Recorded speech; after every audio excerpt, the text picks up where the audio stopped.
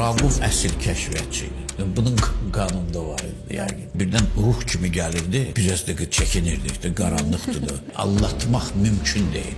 Raquf gəldi, bir də Polad Həşimov. Bunlar ikisi də kiçik leytenant rütbəsində gəlmişdir mənim.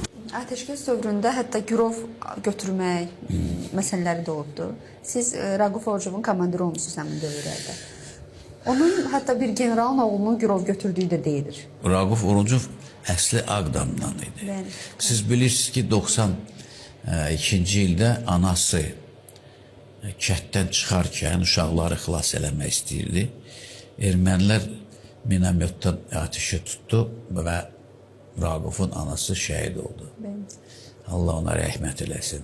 O gün Raquf dedi ki, mən olacağım hərbiçi, zabit. SSR-in dövründə bilirsiniz, 90-cı ildə o Uzbekistanda qulluq elədi. Ölkə SSR dağılandan sonra o qayıtdı. Bir qısa müddət Ağdam taburlarında vuruşdu. Ondan sonra da daxil oldu Ali Ümumi Qoşun məktəbinə. Və orada 2 il oxudu. Ondan sonra da 2 leytenant verildiler və ateşkəsdən sonra gəldi o. Bəli. 95-ci ildə. Mən onu təyin elədim kəşfiyyat dağım komandiri. Avqustun 13-ü, yay vaxtı, amma bilirsiniz dağlarda tumandı. 7 nəfərdən ibarət bir dənə çavuş və 6 dənə əskər posta qalxarkən güclü bir tuman idi. Bunlar yolundan azdılar. Düşdülər Kəlbəcər kəndin birinə və çavuş başa düşdü ki, bunlar azıb yolunu. Dedi ki, siz burada gözləyin, mən gedim kəşf eləyim. 7 ermənilər də onu tutdular. Onlar həyəcan komandasını verdi bütün postlara ki, Azərbaycanın kəşfiyyatı gəlib. Əskərlər də gördülər ki, çavuş gəlmir, yavaş-yavaş başladılar geri qatmağa. Ona baxmayaraq gəldi, düşdülər ermənilərin postuna. Düşdülər ora. İsabası gün mənə də xəbər, mən deyəndə bizim işçilərimiz axtarırlar haradadır. Xəbər ermənilər göndərdi ki, bəs bizdədir. Uzun müddət olmasın, bir hardası bir həftə mən onlarla söhbətlər apardım, danışıq apardım. Bunlar 6 nəfəri mənə qaytardılar. Qaytardılar. Amma çavuşu dedilər ki, çavuş Şuşa şəhərindədir. Orada həbsxanada. Həbsxanadadır. Özdə Sovet dövründən orada həbsxana var. Bəli. Onun biz verənmərik sizə. Mən də zəng elədim cənab nazirə. O vaxtda Səfər Əbiyev idi. Dedim ki, Səfər mənim, icazə verin. Biz 2 dənə kəşfiyyat qrupu göndərək. Gedək, keçək ermənilərin tərəfinə məxvi. Və kimisə onlardan oradan götürək, gətirək, qaytaraq, bir də söhbət aparaq, dəyişək onlarla. Əvvəl o razılıq vermədim. Mən dedim ki, siz Ulu Öndərindən icazə alın. Bax, mən bunu yenə qaytarım. Bilirsiniz, o vaxt ateşkəs elan olunmuşdu. Əgər biz gedib orada nə hərəkət eləsəydik, döyüş başlasaydı, ola bilər müharibə təzdən başlayardı. Ki, bunlar bizi günahlandırardılar ki, ay bu Azərbaycanlar görmürsünüz, fərağat durmurlar, öz işləri ilə məşğul olmurlar, gəlib keçiblər bizim. Ona görə mənə icazə aldı, sağ olsun Ulu Önderimiz, Allah rəhmət eləsin, o icazə verdi. Mən də kəşfiyyat bölüyün zabitlərini çağırdım. Birin deməli Raquf Orucov idi, o birisi də Novruza. Sol istiqamətdən, sağ istiqamətdən 11 nəfərdən hər qrupu ibarət uşaqlar getdilər. Sol istiqamət getdi, bir dəfə qayıtdı, heç nə alınmadı, 2-ci dəfə getdi, qayıtdı, alınmadı. Amma Raqufun qrupu, bunlar getdilər, nəinki Qarabağ zonası, bunlar getdilər Ermənistanın Vardəniz rayonuna, Sevan gölün qırağına. Bilirsiniz, burada yalnız qəhrəmanlıqdan danışmaq lazımdır. Qorxmamızdan danışmaq lazımdır. 11 nəfər getdi və birisi o vaxtı dağlıqdır, rabitə də tutmur. Telefon yox idi, mobilini bəlkə tutardı. Onlar getdilər, 10 gündən sonra 3 nəfəri gətirdilər. Mən bilmirəm nətər, deməli, qarşı duran düşmənlərimiz sabahsı gün mənə zəng elədi ki, bilirik səndədir, sən bunları gəl dəyiş. Əvvəl dedilər ki, 3 nəfərə, sonra dedilər ki, 5 nəfərə. Mən də bilirsiniz, hərbiçiyəm, öz müdafiə nazirimi tabıyam, ona zəng elədim, dedim. O da dedi ki, sən danış, əgər 30 nəfər verirlərsə, biz dəyişərik. Mən dedim, səfər mənim 30 nəfər verməzdərlər. Ermənilər mənə xəbər göndərdi ki, yox, sənin tək bu çavuşun yox. Mart ayında döyüşlərdə yaralanmışdı. Filankəs bizdədir. Mən tez kitabları qaldırdım, əmir kitabı. Gördüm ki, məndə bir əskər, onlar dediyi əskər, deməli, o itkin düşüb yoxdur. Mən bildiyim ki, onlardadır. Dedilər, eyni zamanda ondan da birini də verərik, qaytararıq, sonra dedilər 5 nəfər. Bizdə qanun belə idi. Mən bir gündən çox onları saxlaya bilməzdim. Özdə onlar Zot kəndindən idi. Vardanis rayonunun Zot kəndi. Bizdə də bilirsiniz, Zot kəndində yarısı erməni, yarısı Azərbaycanlar yaşadım. Çaykənddə orada Zotdan ahalimiz var idi, gəlmişdilər. Mən çağırdım məktəb direktoru. Gəldi, dedi ki, biz qonşuyuq. Üçüncü gün, bu əskərləri deməli, məndən təhvil götürdülər. Burada mən aktla təhvil verirəm. Unanyan Karyon Surenoviç, Unanyan Robert Karyonoviç, Mıkırçan Qay Volodyeviç. Cənab Prezident İlondar zəng elədi, məndən soruşur, hərbiçi KGB işçisidir. Özdə rabitə, açıq rabitədir. Soruşur, Cabrailov, deyilən düzdür, demirə erməniləri tut gətirmirsən. Mən də onu başa düşürəm, deyirəm, bəli, cənab prezident. Nəsə maraqlıdır, mən də onu dedim ki, maraqlıdır nə demək, bunlar hərbiçidir, burada nəsə sirləri, zatları var. Dedim, xeyr, belə ümumiyyətlə xəbəri var, xəbər maraqlıdır. Dedi, mən indi cənab nazirə deyərəm, səfərə bir vertolyot göndərir. Bunları götürüb apardılar. Üstündən bir həftə keçir, o çavuşun da anası hər gün oradadır, gecə gündüz qalıb orada, ağlayır. Komandir, sən 6 nəfəri qaytardın, mənim oğlumu da qaytarır. Bu 3 nəfəri Raquf Orucov gətirən, deməli, 3 nəfəri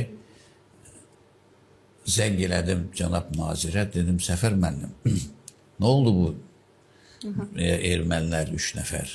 Dedi ki, mən bilmirəm, mən təhvil vermişəm Milli Təhlükəsizlik naziri. Siz bilirsiniz də o vaxtı danışıqlar aparmaq üçün, ermənilərin bizimkilərin dəyişmək üçün yalnız MTN məşğul idi. O vaxtda Namik Rəşidoviç nazir idi. Dedi, oradadır. Dedim, icazə verin, mən müraciət edeyim ona. O da qayıtdı ki, icazə verin. Mən də qəşəng məktub yazdım, zabit çağırdım birini. Göndərdim onu ora, gördüm sabahsı gün Milli Təhlükəsizlik nazirin mavini zəng elədi ki, genə söhbəti qaldırdı ki, Fəxrəddin mənim. Bəlkə 30 nəfər verərlər. Mən də başa saldım ki, bu söhbət iş aparmaq lazım, iş kimi verməyəcəklər, 5 nəfər verirlər. Mən də biraz onları nətər deyim, xəbər elədim ki, bilirsiniz nə, vermirsiniz, mən cənab prezidentə zəng edəcəm. Mənə də Ulonda demişdik, nə sözüm varsa, telefon bizdə rabitə bizimlə təşkildir. Qaldırırdım Bakıda Uraqan rabitə şöbəsi. Oradan qız götürürdü, deyərdim. Mən zəng eləməmişəm, amma zəng eləyə bilərdim.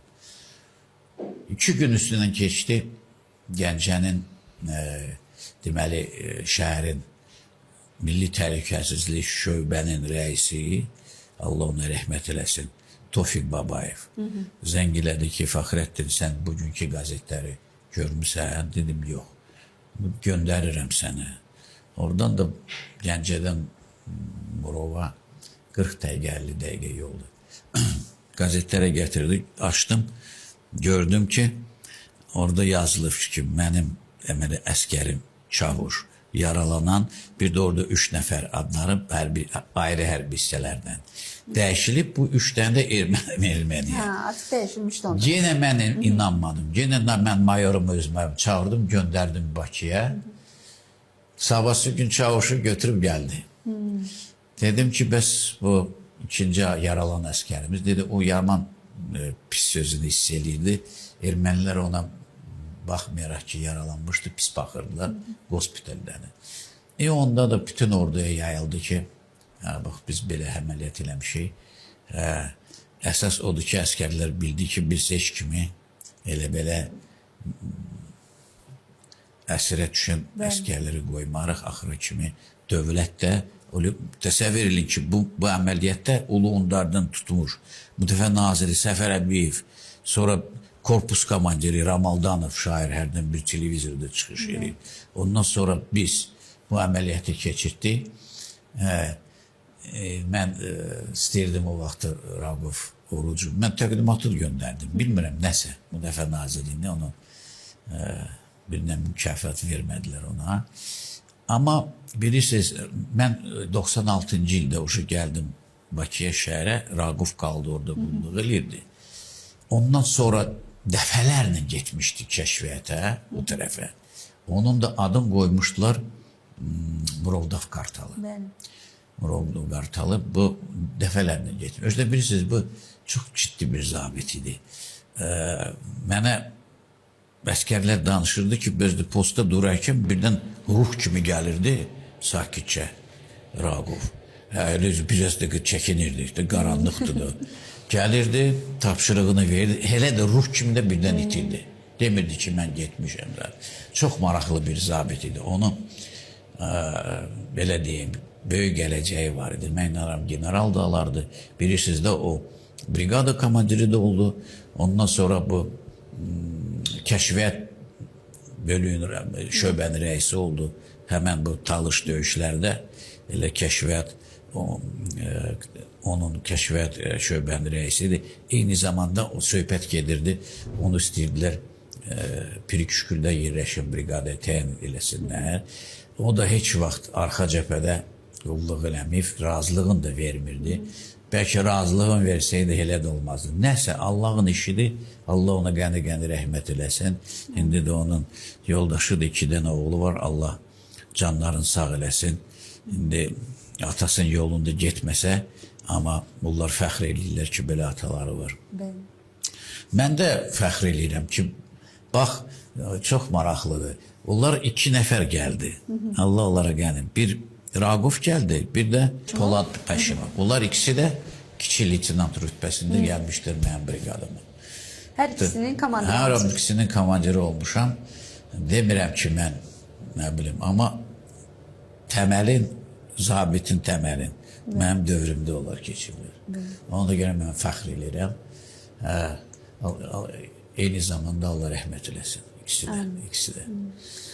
Raquf Orucovun daha sonraki kəşfiyyat işlərinə xəbəriniz oldu mu sizin? Bilirsiniz, mən açıq deyim, mən sıx əlaqədə deyildim, mən eşidirdim. Uşaqlar gəlirdi, 102, bizim hərbi hissə 172 idi. İndi də var, Kəlbəcərdədir.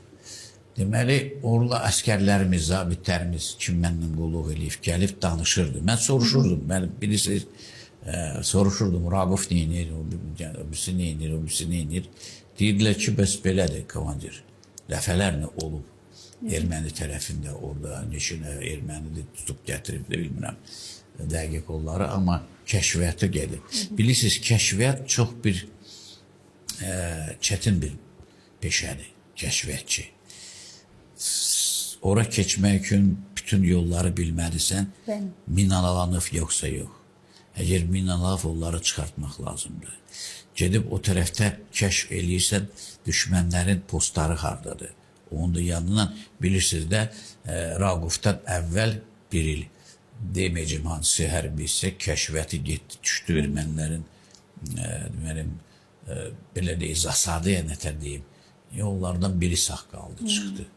7 nəfər idi. Mühasirəyə düşdülər. Də onları elə bir ermənilər gözləyirdilər. Bilmirəm, hansı səhvə yol buraxmışdılar, nəsə. Belə oldu. Çətindir. Amma Raquf nə qədər getdi, bir dənə belə hadisə olmadı. Əsl kəşfiyyatçı idi. Bunun qanunda var idi, yəqin. Tak ki, belə, nə bilim, valla. Biz əsasən hərbiçilərə baxanda Fəxrəddin mənim, yəni əslində bu müharibəyə qədər bizə belə öyrətmişlər ki, hərbiçilər biraz daha sərt olur, biraz daha belə qaşqabaq olur. Amma həm sizdə, həm Raquf Orucovda, həm bəlkə generalımız Polat Həşimovda biz baxırıq ki, daha çox humanist hisslər var, insanlara yaxın hisslər var. Bu nə ilə əlaqədir? Bu hətta uğura təsir edirmi bir hərbiçi kimi sizin uğurunuza təsir edibmi? Ona görə ki, biz gedib o dəhşətləri görürük. İstəyirik ki, bu